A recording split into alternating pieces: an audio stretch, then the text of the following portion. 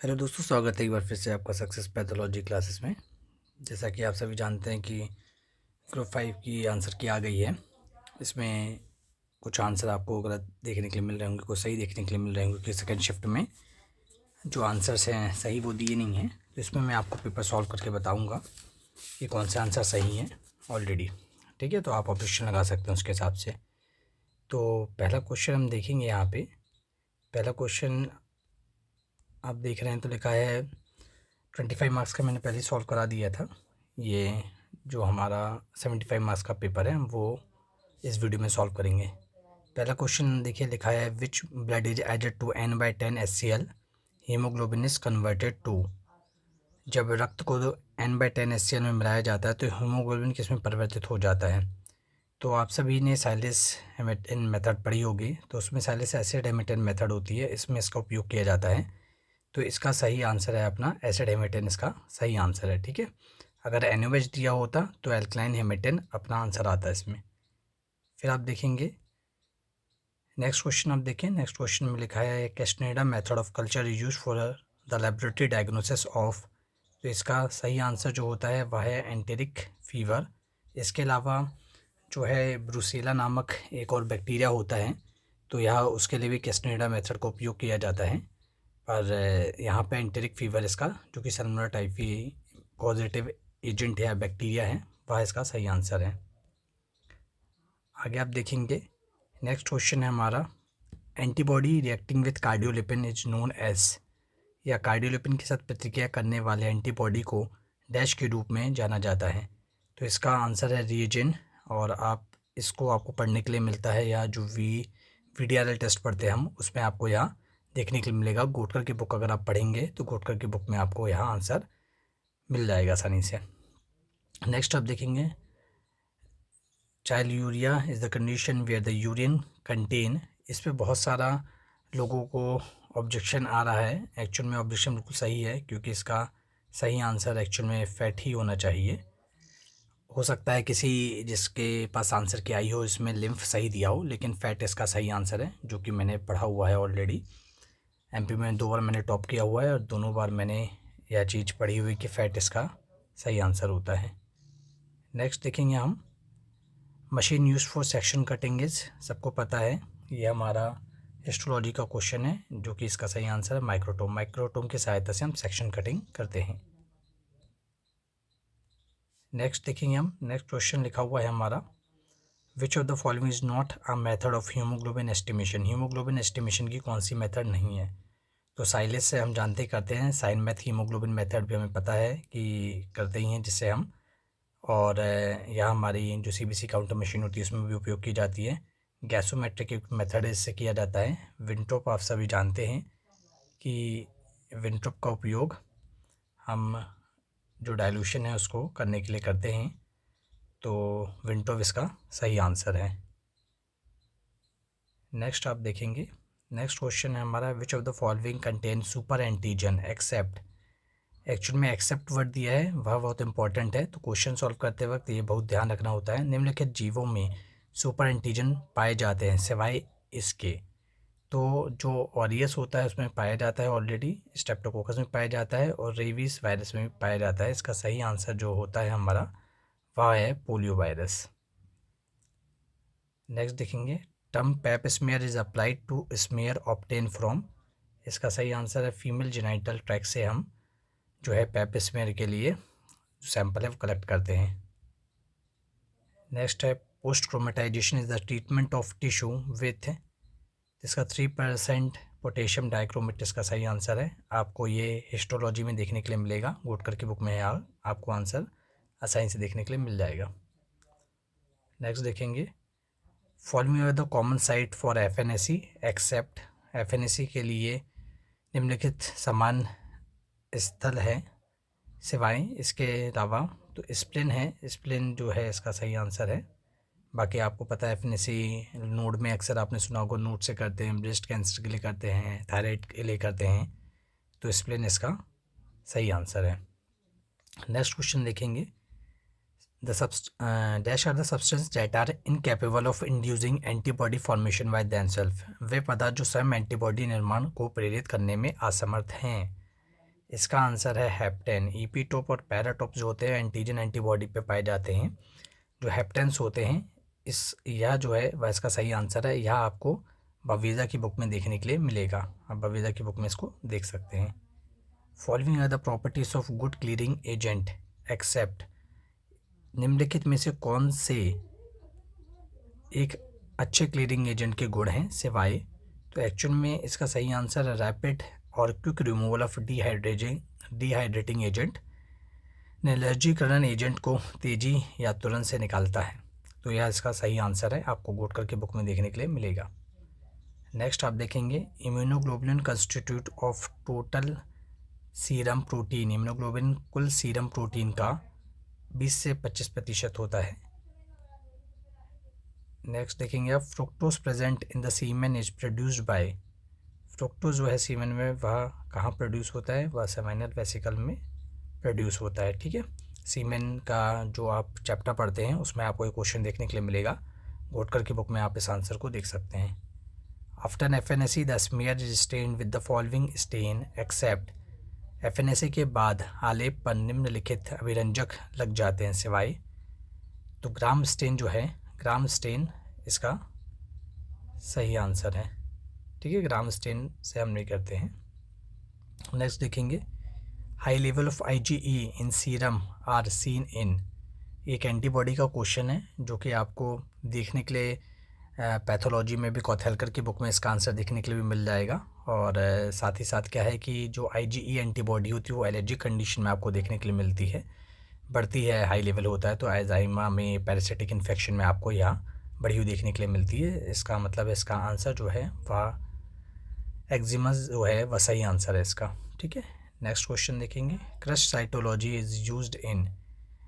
मैंने भी किसी बुक से ये क्वेश्चन पहले पढ़ा नहीं हुआ है, बट इसका सही आंसर मैंने सर्च किया तो न्यूरोपैथोलॉजी है। मेरे ख्याल से न्यूरोपैथोलॉजी इसका सही आंसर मुझे देखने के लिए मिल रहा है। देखिए, चलिए नेक्स्ट देखेंगे all are free living amoeba except. सभी स्वतंत्र रूप से रहने वाले अमीबा है सिवाय एंटामीबा हिस्टोलिटिका जो है वह स्वतंत्र रूप से नहीं रहता है। नेक्स्ट देखेंगे which of the following dyes. जो एंटामीबा हिस्टोलिटिका है ये आपको पढ़ना हो तो हमारे जो गोटकर के बुक है उसमें बहुत अच्छे से दिए हुए हैं सब चीज़ें। बाकी आप स्पेशल बवेजा की पैरासिटोलॉजी आती है, आप उसमें से भी इसको पढ़ सकते हैं। नेक्स्ट क्वेश्चन है which of the following dyes non acidic. इसमें से निम्नलिखित में से कौन सा रंजक गैर अम्लीय है। तो जो हीमाटॉक्सिलिन होता है ये आप देखेंगे ना तो ओल्ड क्वेश्चन पेपर निकाल के देखेंगे उसमें यहाँ क्वेश्चन आ चुका है। और यहाँ मुझे जहाँ तक याद आ रहा है ये NCL का जो क्वेश्चन पेपर हुआ था 2019-20 के वाला जो हुआ है एग्ज़ाम, उसमें ही आपको क्वेश्चन देखने के लिए मिलेगा। तो यह एक प्रकार की आपको बेसिक डाई मिलेगी, तो बाकी जो है वो एसिडिक डाई हैं। तो सही आंसर है हीमाटॉक्सिलिन, इसका सही आंसर है। नेक्स्ट देखेंगे schistocytes is seen in which of the following condition. तो इसका सही आंसर है माइक्रो एंगोपैथिक हीमोलिटिक एनीमिया।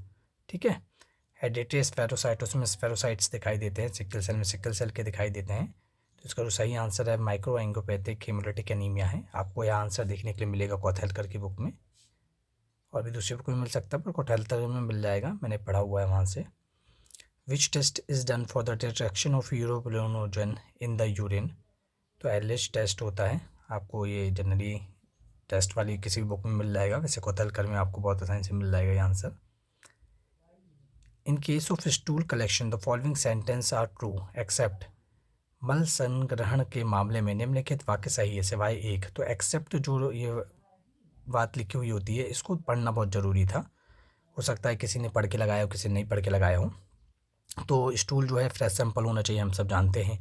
इसके अलावा जो स्टूल या कोई भी सैंपल होता है हमें एज सून एज़ पॉसिबल उसको जल्द से जल्दी उसका टेस्टिंग कर लेनी चाहिए। तो इसलिए जो examine with in 1 hour of collection वो भी एक सही है। मॉर्निंग सैंपल हम प्रेफर करते हैं, ये तीनों चीज़ें सही हैं कहीं ना कहीं। फिर एक ऑप्शन है इसमें if mucus or any other gross features are present should be excluded.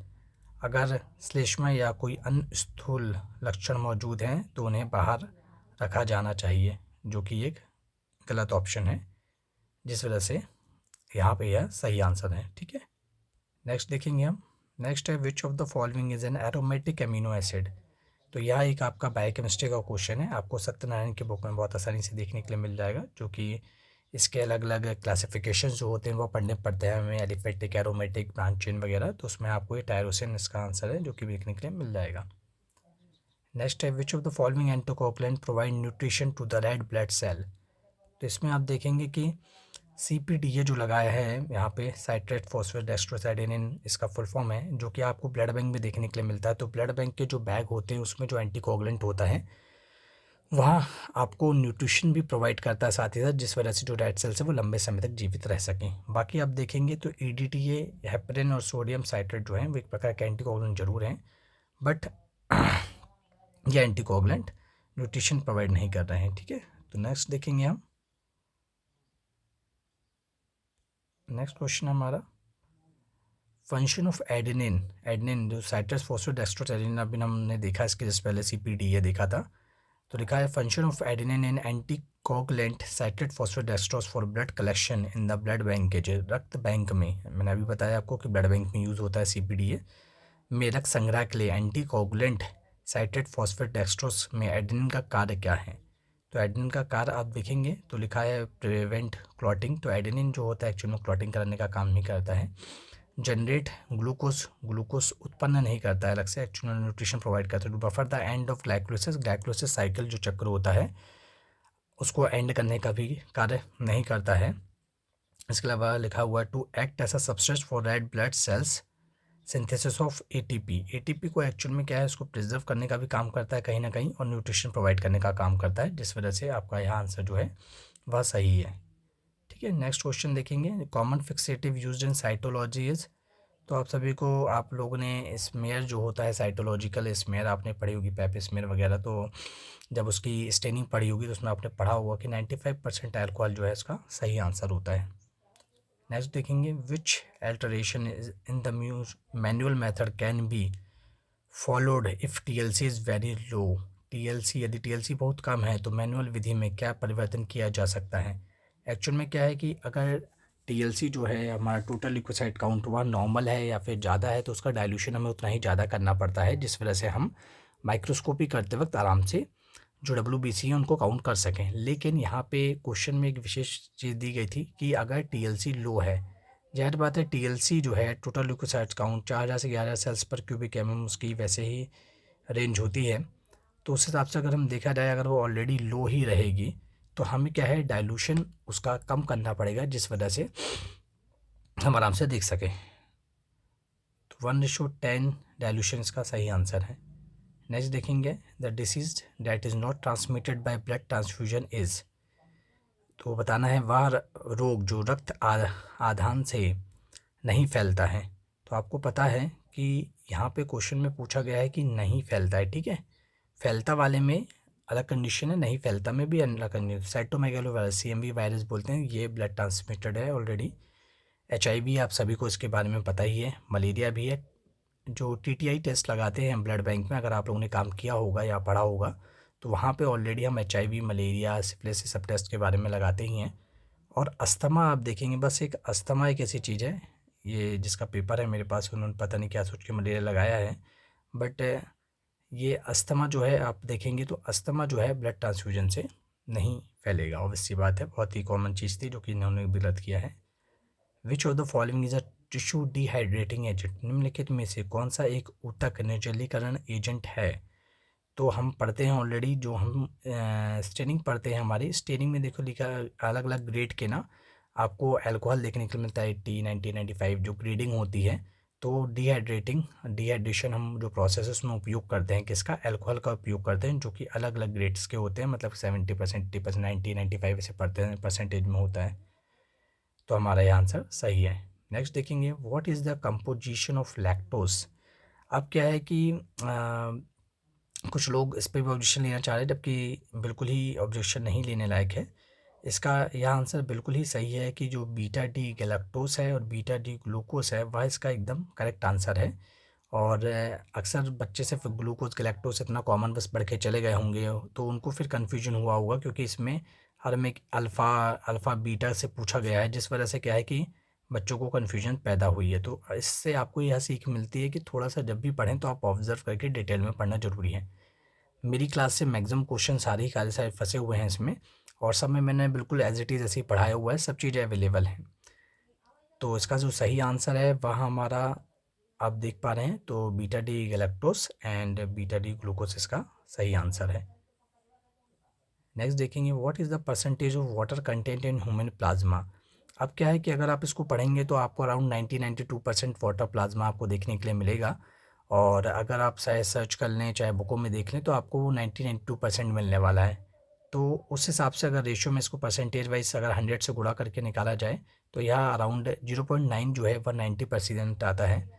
तो मेरे हिसाब से यह सही आंसर होना चाहिए इसका। नेक्स्ट देखेंगे हम, नेक्स्ट है decrease urinary output is known as. बहुत ही सिंपल सा क्वेश्चन है, बढ़ जाता है तो पॉलीयूरिया हो जाता है, एकदम कंप्लीट बढ़ जाता है तो पॉलीयूरिया होता है, कम एकदम किसी को यूरिन पास नहीं हो रहा है 100 ml बस हो रहा है तो एन्यूरिया कहलाता है, कम होता तो ओलिगोयूरिया कहलाता है। तो ओलिगोयूरिया और नॉक्टूरिया जो नाइट में बार बार अगर किसी को यूरिन जाने की इच्छा होती है तो नॉक्टूरिया बोलते हैं। तो ओलिगोयूरिया जो है इसका वह सही आंसर है। नेक्स्ट देखेंगे, one of the indication for lumbar puncture is. तो ये सब ऑर्गेनाइड हेमरेज इसका सही आंसर है। आपको यह देखने के लिए मिलेगा, आप गोटकर की बुक देखें, गोटकर की बुक में CSF का जो चैप्टर दिया हुआ, CSF का चैप्टर आप पढ़ेंगे तो आपको उसमें यह देखने के लिए मिलेगा। Process of removing calcium from the tissue is. Decalcification इसका सही आंसर है। बहुत ही ज़्यादा कॉमन और ईजी क्वेश्चन है जो कि हमारा हिस्टोलॉजी में देखने के लिए आपको मिलता है, गोटकर में आपको मिल जाएगा। Concentration which of the following is reversibly related to the risk of cardiovascular disease. तो बेसिकली इसमें पूछा गया है कि सबसे अच्छा जो आपका लिपोप्रोटीन होता है वह कौन सा होता है, तो HDL इसका सही आंसर रहने वाला है। नेक्स्ट देखेंगे, which of the given fixative are composed of an alcohol base and wax like substance and substitute of wet fixative. निम्नलिखित में से कौन सा स्थिरीकरण फिक्सेटिव अल्कोहल बेस और वैक्स जैसे पदार्थों से बने होते हैं और गीले स्थिरकारी के विकल्प होते हैं। तो एक्चुअल में इसका सही आंसर है कोटिंग, और इसको मैंने सर्च किया हुआ है, ये मैंने भी पढ़ा नहीं था, पर कोटिंग इसका सही आंसर है।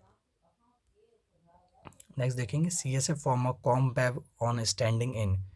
इसका ट्यूबरक्लोसिस मेनिंजाइटिस सही आंसर है। गोटकर की बुक में आप देखेंगे एक चार्ट दिया हुआ, उस चार्ट के अंदर यह आंसर दिया हुआ है। काउवेव के नाम से पाया जाता है। CSF में आपको यह क्वेश्चन देखने के लिए मिलेगा गोटकर की बुक में। Which of the following is not an example of a stain used in bone marrow type in biopsy. ये सारे क्वेश्चन मैंने पढ़ाए हुए हैं बाकायदा, और बहुत ज़्यादा ही क्वेश्चन मेरे पढ़ाई में से सारे आए हुए हैं। मैं बताऊं आपको, इसमें निम्नलिखित में से कौन सा अस्थि मज्जा ट्रैफिन बायोप्सी में प्रयुक्त अभिरंजक स्टेन का उदाहरण नहीं है। तो एक्चुअल में क्या है कि अगर आप टैरपिन बायोप्सी पढ़ेंगे, बोन मैरो टाइपिन बायोप्सी पढ़ेंगे, तो उसमें आपको मिलेगा कि मेसोन ट्राइकोम स्टेन भी होता है, चेनी स्टेन भी कर सकते हैं, रेटिकुलिन स्टेन भी कर सकते हैं। तो जो सही आंसर है इसका, वह सही आंसर आपको एल्सियन ब्लू स्टेन जो है वह इसका सही आंसर रहने वाला है। नेक्स्ट है, the following are the fixative used for the wet fixation except. निम्नलिखित में से कौन सा स्थिरकारी गीले स्थिरीकरण के लिए उपयोग किए जाते हैं सिवाय। तो आपको पता है 70% आपने देखा होगा मैथनॉल बहुत अच्छा फिक्सेटिव होता है एक्चुअल में। मैथनॉल आप जानते हैं, मैथनॉल के ही ऊपर रेंज होती है, प्रोपिनॉल, इथेनॉल, प्रोपिनॉल, ये सब क्या है एक ही क्लासिफिकेशन के हिसाब से अगर आप देखेंगे 12th वगैरह में आपने पढ़ा होगा तो वहाँ आपको पढ़ने के लिए मिलता है। जो 70% अल्कोहल है वह आपने देखा होगा कि आप अपनी कॉमन सैनिटाइज़र जो यूज़ करते हैं 70% अल्कोहल होता है, बेसिकली उसको फिक्सेटिव तरह उपयोग नहीं किया जाता है। ठीक है। Total number of carbon atom present in glucose molecules is 6 इसका सही आंसर है। आपको अगर फॉर्मूला पता होगा तो C6H12O6 क्या है हमारा फॉर्मूला होता है, और जिसमें आप देखेंगे तो इसमें पूछा गया है कार्बन आइटम, तो कार्बन आइटम जो है हमारे वह होते हैं 6। नेक्स्ट क्वेश्चन देखेंगे, neutral dye will stain. Neutral dye जो होती है एक्चुअल में वह न्यूक्लियस और साइटोप्लाज्म दोनों को स्टेन करती है। यह इसका बिल्कुल ही करेक्ट आंसर है। बहुत सारे बच्चे इस पर ऑब्जेक्शन लेने की सोच रहे हैं, लेकिन मैं आपको कंफर्म कर दूं कि ऐसा नहीं है। न्यूट्रल डाई वाला जो आपका यह क्वेश्चन है बिल्कुल ही पूर्ण रूप से सही है। ठीक है, नेक्स्ट देखेंगे हम। नेक्स्ट क्वेश्चन है हमारा, इन ह्यूमन क्रिप्टोस्पोरिडियम कॉजेज, तो डायरिया इसका सही आंसर है। बैक्टीरिया का क्वेश्चन है। बैक्टीरिया के आपको बहुत कम क्वेश्चन जरूर देखने के लिए मिले, बट ये बैक्टीरिया में आपको ववीजा की बुक में देखने के लिए क्वेश्चन आंसर मिल जाएगा। नेक्स्ट देखेंगे, in which white blood cells the एमेगिस्टोट form of Leishmania donovani is seen inside in a buffy coat smear. जहाँ तक मुझे याद आ रहा है, गोटकर की बुक में ये क्वेश्चन आपको मिलेगा। मैंने पढ़ाया हुआ है मेरी क्लास में ऑलरेडी, तो मेरी सक्सेस पैथोलॉजी क्लासेस है उसमें मैंने ये पढ़ाया हुआ है बच्चों को ऑलरेडी। मोनोसाइटिस का सही आंसर है, और यह आपको गोटकर की बुक में देखने के लिए मिलेगा। Centric sickle cell gametocytes are seen in, तो फेल्सीफेरम प्लाज्मोनियम फेल्सीफेरम इसका सही आंसर है। आप देखेंगे तो आपको मलेरिया साइकिल जो है वो बेस्ट पढ़ने के लिए, मैंने तो अपने बीएससी की बुक से पढ़ा हुआ था, उसमें पढ़ी हुई है, लेकिन आपको इसके अलावा जो ववीज़ा की बुक है उसमें देखने के लिए मिल जाएगा। आपको मलेरिया साइकिल है जो, बाकी आपको गोटकर भी मिल जाएगा, बाकी वहाँ से आप पढ़ सकते हैं। Buccal smear and mainly use for examining Barr bodies इसका आंसर है। यह आपको मेडिकल कॉलेज में उपलब्ध एक हमारी बुक है साइटोलॉजी की, उस बुक में ये आंसर आपको मिलेगा मिलनी तौर पे। बाकी हो सकता है आपको और दूसरी बुक में देखने के लिए ना मिले, और यह 2019 एनएचएम में जहाँ तक यह क्वेश्चन आपको पहले भी देखने के लिए मिल चुका है। The following carbohydrates are heteroglycans. Hetero और हीमोग्लाइकन्स क्या है कि अभी मैं इतना डिटेल नहीं समझाऊंगा आपको, केवल क्वेश्चन पेपर सॉल्व करा रहा हूँ। पर मैं आपको बता दूं कि जो डेक्स्ट्रिन होता है वो होमोग्लाइकन्स के अंतर्गत आता है। बाकी के जो 3 एग्जाम्पल आपको यहाँ देखने के लिए मिल रहे हैं, ये सारे के सारे हीट्रोग्लाइकन्स के अंतर्गत आते हैं। तो यहाँ पे पूछा गया एक्सेप्ट, तो हीट्रोग्लाइकन्स इसमें से कौन से हैं उनको सिवाय करके पूछा गया है। निम्न कार्बोहाइड्रेट हीट्रोग्लाइकन्स है इसके सिवाय। तो जो डेक्स्ट्रिन होता है वह डेक्स्ट्रिन जो है हमारा, वह एक प्रकार का होमोग्लाइकन होता है, होमो। ठीक है, कोई मैं आगे कोई डिटेल एक पूरा वीडियो बना के डाल दूंगा जिसमें सॉल्व भी करके बताऊंगा सारी चीज़ें, यहाँ आंसर्स आपको अलग से भी, बट फिलहाल अभी आगे देखेंगे। Which of the following is a gram negative bacilli, तो जो बाकी के हैं आप देख पा रहे हैं वो सारे ग्राम पॉजिटिव हैं आपको, और सुडोमोनास एरुबिनोसा जो होता है ग्राम नेगेटिव होता है। यह आपको ववीजा की बुक अगर आप देखेंगे सीपी ववीजा तो आपको आराम से उसमें पढ़ने के लिए मिल जाएगा। Which is the ideal site for bone marrow aspirate in infant, ये आपका बोन मैरो चैप्टर का क्वेश्चन है। अपर एंड ऑफ टीबीएस का सही आंसर है। यह आपको आंसर बहुत ईजिली तौर पे बोलूँ तो शायद गोटकर में भी होगा। इसके अलावा मैं बोलूँ आपको तो पी चक्रवर्ती की एक बुक आती है, उसमें बोन मैरो एग्जामिनेशन दिया है बहुत अच्छा, उसमें आपको देखने के लिए मिलेगा। सीमेंट डाइल्यूटिंग फ्लूइड आपको कथेलकन में बहुत आसानी से यह क्वेश्चन मिल जाएगा। सोडियम बाइकार्बोनेट इसका सही आंसर है, गोटकर की बुक में भी यह दिया हुआ है। Cell wall of gram negative bacteria contain, बवीदा की बुक से आप इसको पढ़ सकते हैं। लिपोपोलीसैकेराइड इसका सही आंसर है। नेक्स्ट क्वेश्चन देखेंगे, normal range for serum HDL cholesterol in male 30 से 60 होता है। आपको किसी भी बुक में, स्टैंडर्ड बुक में आपको खासतौर पर गोटकर वगैरह में आसानी से में नहीं जाना है, गोटकर से आप पढ़ लीजिएगा ज़्यादा अच्छा है। What is the function of CSF, CSF का फंक्शन क्या है, तो सीएसएफ का जो मेन फंक्शन है वह है transfer of waste product from brain into blood, जो है वह इसका मेन है आपका। ये आपको गोटकर की बुक में देखने के लिए मिल जाएगा यह भी। इसके अलावा आप एनाटॉमी फिजियोलॉजी की बुक में भी आपको ये पढ़ने के लिए मिलेगा। निर्मल कौर वगैरह आप देखेंगे, सैमुलिंगम वगैरह की बुक में उसमें देखने मिल जाएगा। What is produce in the rough endoplasmic reticulum, सैमुलिंगम की बुक आती है, उसमें एक चार्ट दिया हुआ है, इसमें बहुत एक चार्ट में सारी चीज़ें मेंशन है। बट रफ एंडोप्लाज्मिक रेटिकुलम का फंक्शन होता है प्रोटीन फॉर्मेशन एक्चुअल में करना, और राइबोसोम का भी फंक्शन होता है, लेकिन रफ एंडोप्लाज्मिक का भी फंक्शन होता है प्रोटीन का फॉर्मेशन करना। एन एग्जाम्पल ऑफ एल्डोटेस्टोस्टेरोस इज़, सबसे इंपॉर्टेंट चीज़ क्या है कि यहाँ पे टेट्रा लिखा हुआ है, तो टेट्रा से लोगों को समझ जाना चाहिए था कि जो हमारा ग्लूकोज है, ग्लूकोज 6 कार्बन आइटम है और फ्रुक्टोज भी 6 कार्बन आइटम है। राइबोस जो होता है पेंटोस शुगर होती है, और यहाँ पूछा गया टेट्रा, टेट्रोस पूछा गया है, तो एरिथ्रोस इसका सही आंसर है एक्चुअल में। तो जो सही आंसर है वो क्या हो गया हमारा, एरेथ्रोस इसका सही आंसर है। नेक्स्ट देखेंगे, fix specific gravity of 1.010 is found in isosthenuria, इस कंडीशन को बोला जाता है। बट मैं आपको एक चीज़ बताऊं तो यहाँ पे इस क्वेश्चन के लिए आप चाहो तो कर सकते हैं ऑब्जेक्शन, क्योंकि नेफ्रेटिक सिंड्रोम जो होता है और एक्यूट ग्लोमेरुलोनेफ्राइटिस होता है, इसमें जो स्पेसिफिक ग्रेविटी होती है वह इंक्रीज़ हो जाती है। और जो हमारा खास तौर पे ये दूसरा ऑप्शन बच रहा है हमारा क्रोनिक रीनल फेलियर है, इसमें क्या होगा, डिक्रीज़ हो जाती है हमारी स्पेसिफिक ग्रेविटी। ठीक है, 1.002 से 1.003 तक चली जाती है। तो हमारा जो ऑप्शन बचता है कि रीनल सेल कार्सिनोमा, अगर सही आंसर दिया है तो यह हो सकता है, इसके अलावा नहीं तो आप इस पर ऑब्जेक्शन ले सकते हैं। नेक्स्ट देखेंगे, और इसके बारे में आपको स्पेसिफिक ग्रेविटी वाला ये कॉथेलकर की बुक या आप देखेंगे गोटकर की बुक में आपको ये बाकी ऑप्शंस आपको देखने के लिए उसमें मिल जाएंगे। Excretory system of cestoda is composed of, तो एक्चुअल में क्या है कि सिस्टोडा एक तरह के पैरासिटिक चीज़ों में आपको ये पैरासाइट्स में पढ़ने के लिए मिलेगा। तो इसमें स्टेम, फैट या ये सब बोन वगैरह मिलना मुश्किल है। एक्चुअली फ्लेम सेल इसका सही आंसर है। आपको ना भी मिले तो आप 12th की बुक से भी इसको देख सकते हैं, आपको मिल जाएगा।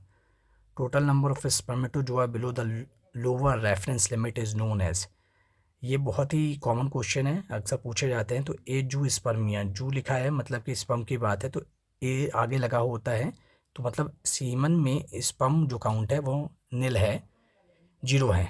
ए स्पर्मिया मतलब कि सीमन ही नहीं पाया जा रहा है। ओलिगो का मतलब होता है कम, तो यहाँ पे बोला गया है लोअर, तो ओलिगो स्पर्मिया बेसिकली इसका सही आंसर है।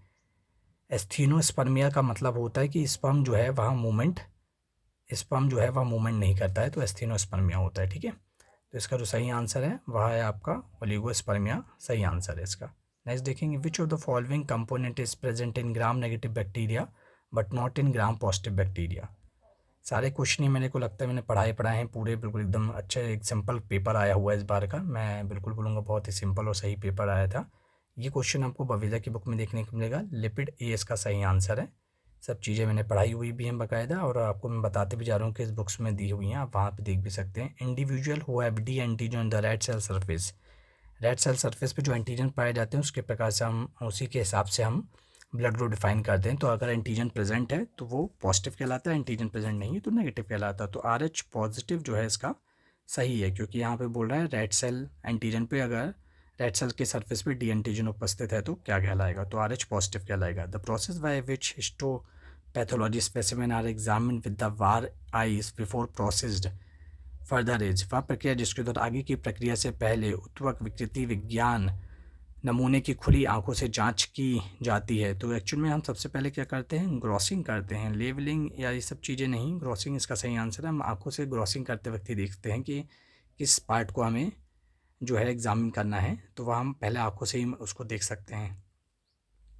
तो ग्रॉसिंग इसका सही आंसर है। Charcot Leyden crystal are found in the sputum infection with, या आपको ये या तो पैरासिटोलॉजी की बुक जो बवीजा की आती है उसमें मिल जाएगा, या तो आप गोटकर की बुक में भी देखेंगे तो आपको यह आंसर मिल जाएगा। पैरागोनियासिस वेस्टर्मिनी लंग फ्लूक होता है एक प्रकार का, जो कि आपको टीवी की तरह ही सिम्टम्स रहते हैं इसमें। What does reducing disaccharides consist of, तो रिड्यूसिंग डाइसैकेराइड्स अगर आप देखेंगे तो इसमें इस लड़की ने बहुत सही आंसर लगाने की कोशिश करी है। इसने लगाया था, देखिए, डाइसैकेराइड प्रोसेसिंग फ्री एल्डिहाइड और keto group and ketone group. लेकिन एक्चुअल में क्या है कि रिड्यूसिंग जो शुगर्स होती हैं उसमें या तो फ्री एल्डिहाइड और कीटो ग्रुप जो है वह सही आंसर है, जबकि इसने एंड लगा दिया है। तो एंड नहीं है, दोनों में से कोई सा भी फ्री ग्रुप, मुक्त एल्डिहाइड या कीटो समूह वाला ग्रुप आपका हो सकता है। तो इसका सही आंसर यह है कि डाइसैकेराइड्स प्रोसेसिंग फ्री एल्डिहाइड और कीटो ग्रुप। नेक्स्ट देखेंगे, upon Romanowsky stain the smear appear excess blue, Romanowsky जो स्टेन अपन करते हैं उसमें जो स्मेयर है एक्सिस ब्लू हमें किस कंडीशन में देखने के लिए मिलता है। तो अगर आप बातें करेंगे यहाँ पे ऑप्शंस की, तो जो अगर एसिडिक, अगर यहाँ पे ब्लू की जगह यहाँ पे पिंक दिया होता तो एक्चुअल में आंसर आपका एसिडिक पीएच आता, और यहाँ पे ब्लू दिया हुआ है, इस वजह से यह जो आंसर आपका रहने वाला है वह आंसर आएगा लॉन्ग टाइम पे, टू लॉन्ग स्टैंडिंग टाइम जो है वह आपका सही आंसर है। इस लड़की ने भी सही लगाया हुआ है। नेक्स्ट देखेंगे, determination of and point is done by which method, तो वह है आपका रेडियोग्राफी मेथड एक्चुअल में आपका इसका आंसर है।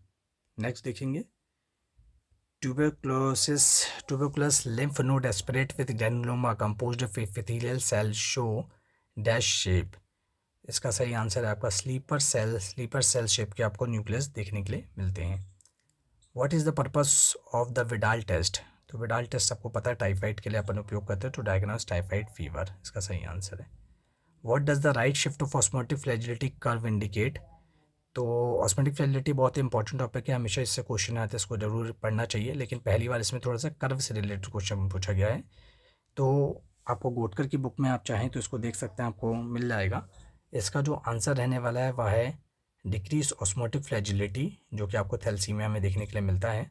तो राइट साइड में यहाँ पे शिफ्ट करेगा अगर, तो आपको डिक्रीज ऑस्मोटिक फ्लैजिलिटी, अगर लेफ्ट साइड में शिफ्ट करता तो इंक्रीज ऑस्मोटिक फ्लैजिलिटी देखने के लिए मिलता। ड्रैपकिन सोल्यूशन जो है हमारा साइन में हीमोग्लोबिन में, आपको पता है उसके कंटेंट, हमेशा मैं बोलता हूँ पढ़िएगा कंटेंट सबके, इस बार सीमेन फ्लूइड का आया कंटेंट, इसका भी कंटेंट आया ड्रैपकिन फ्लूइड का, तो पोटेशियम साइनाइड इसका सही आंसर है। नेक्स्ट देखेंगे, what is the mode of infection of Dracunculus medinensis करके, तो एक प्रकार की मधुमक्खी होती है, मधुमक्खियाँ डंक मारती हैं, इससे आप समझते हैं कि इंजेक्शन कर देगा ये, तो इसका इंजेक्शन जो है इसका सही आंसर रहने वाला है। नेक्स्ट देखेंगे, neutral alpha glucosidase found in semen is drive from, तो इपिडिडिमिस इसका आंसर एक्चुअली मैंने कहीं से अभी फाउंड आउट नहीं किया है, बट व्यापम के हिसाब से इपिडिडिमिस इसका सही आंसर दिया हुआ है। नेक्स्ट देखेंगे, usually which type of blood is carried by veins, सबको पता है वेन्स जो होती है डीऑक्सीजनेटेड ब्लड ले जाती है, ठीक है। पल्मोनरी आर्टरी बस होती है जो डीऑक्सीजनेटेड ब्लड ले जाएगी, बाकी नहीं तो सही आंसर है। Chain involving class switching is, ये आपको पवित्रा की बुक में मिल जाएगा। डाइसल्फाइड जो है हैवी चेन होती है, उनके बीच में डाइसल्फाइड बॉन्ड होता है, जो लाइट चेन होती है उनके बीच में डाइसल्फाइड बॉन्ड होता है। लाइट चेन हैवी चेन मिलती है आपस में जुड़ती हैं, वो भी डाइसल्फाइड बॉन्ड से जुड़ती हैं।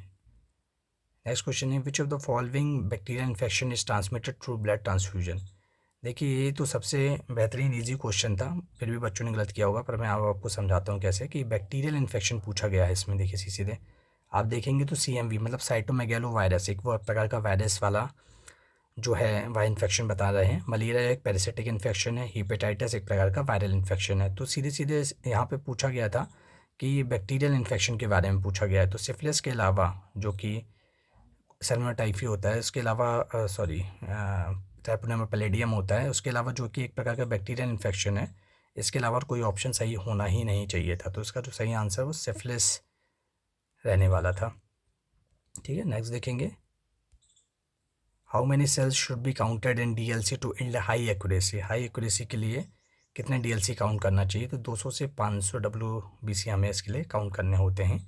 जितने ज़्यादा काउंट करेंगे उतनी अच्छी एक्यूरेसी आती है एक्चुअल में।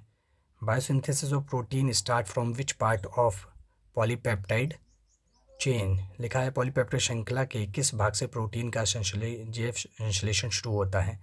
आपको सत्यनारायण की बुक में आंसर देखने के लिए मिल जाएगा। इसका आंसर जो है वो एन टर्मिनल इसका सही आंसर है। इसमें से मुझे लगता है कि 75 में से अराउंड 68 क्वेश्चन तो मैंने जो पढ़ाए हैं एग्जैक्ट वही आए हुए हैं, और मैं बोलता हूँ इसलिए हमेशा की बुक से पढ़ा करिए। बुक से अगर आप पढ़ेंगे तो आपको जिन जिन बुकों से मैंने बोला आपको उन बुकों में आराम से यह क्वेश्चन सारे मिल जाएंगे। इस बार का पेपर बहुत अच्छा आया है, बहुत इजी भी है हर बार के मुकाबले। 25 मार्क्स का भी अच्छा है। तो ये सेकंड शिफ्ट का पेपर है, आपको इसमें से ज़रूर जो भी डाउट हो तो आप मुझसे कमेंट करके पूछ सकते हैं। नेक्स्ट वीडियो में मैं फर्स्ट शिफ्ट का क्वेश्चन पेपर भी सॉल्व करके डालता हूँ। तब तक के लिए बाय बाय।